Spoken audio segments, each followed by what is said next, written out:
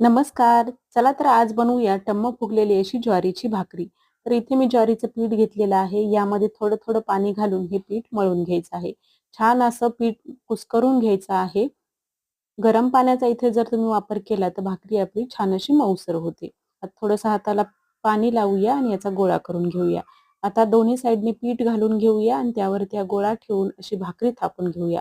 छान अशी गरगरीत अशी भाकरी आपल्याला थापून घ्यायची आहे. ही तुम्हाला जास्त प्रॅक्टिसनेच जमेल.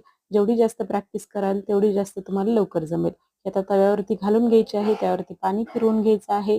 आता भाकरी आपल्याला एक साइडने जास्त भाजून घ्यायची आहे. त्यानंतर पालती घालून घ्या आणि त्यानंतर भाकरी आपली छान अशी टम्म फुगते आणि भाकरी आपली खाण्यासाठी तयार आहे. तर आज मी ज्वारीची भाकरी, पानकोबीची भाजी, कांद्याची चटणी आणि मस्त असं ताक बनवलेलं आहे. चला तर मग नवीन व्हिडिओत नवीन एका अशाच रेसिपीसोबत भेटूया. तोपर्यंत स्वस्त खा आणि मस्त राहा.